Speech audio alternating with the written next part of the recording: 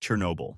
In 1986, a safety test at Reactor 4 in Chernobyl nuclear plant went horribly wrong. Pressure built inside the reactor core until it exploded, tearing through the building and sending glowing debris into the night sky. Firefighters arrived within minutes, unaware that the smoke and dust were filled with lethal radiation. Over the next days, radioactive clouds spread across northern Ukraine and much of Europe. The nearby city of Pripyat was evacuated. 49,000 people left behind homes, schools, and streets frozen in time. Engineers built a massive concrete sarcophagus to contain the reactor. Years later, a steel dome was added to further trap the radiation. Even now, the exclusion zone stretches over 2,600 square kilometers, and radiation hotspots remain unsafe. Chernobyl continues to pose a risk to humans, making it one of the most dangerous places on Earth. Dallol.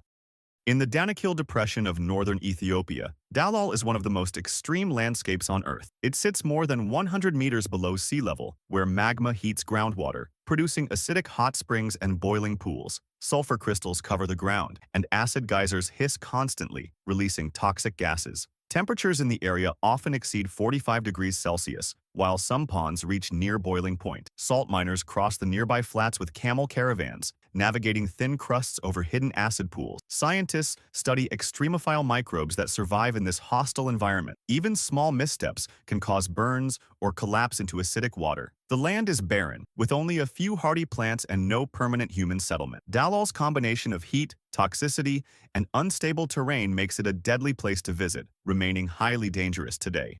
Mount Everest.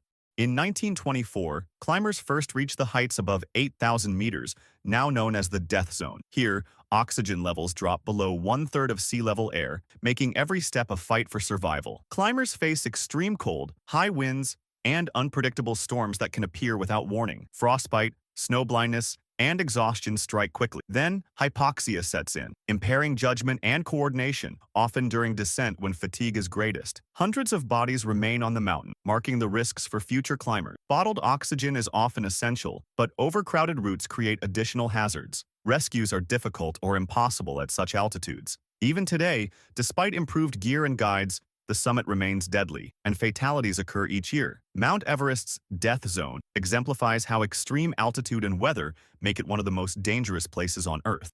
North Sentinel Island. In the Bay of Bengal, North Sentinel Island is home to the Sentinelese, one of the last uncontacted tribes. Dense jungle and coral reefs protect the island, keeping outsiders at bay. The Indian government enforces a strict exclusion zone to preserve the tribe's way of life and prevent disease transmission. In 2018, an American attempted to land on the island and was killed by the inhabitants. Authorities made no recovery effort, respecting the Sentinelese isolation. Drones and satellite imagery monitor the island without intrusion. Even small exposure could bring infections against which the Sentinelese have no immunity. Today, North Sentinel Island remains dangerous for outsiders, and approaching it is strictly forbidden. The combination of isolation, hostility, and vulnerability keeps this island one of the deadliest places on Earth. Lake Nyos.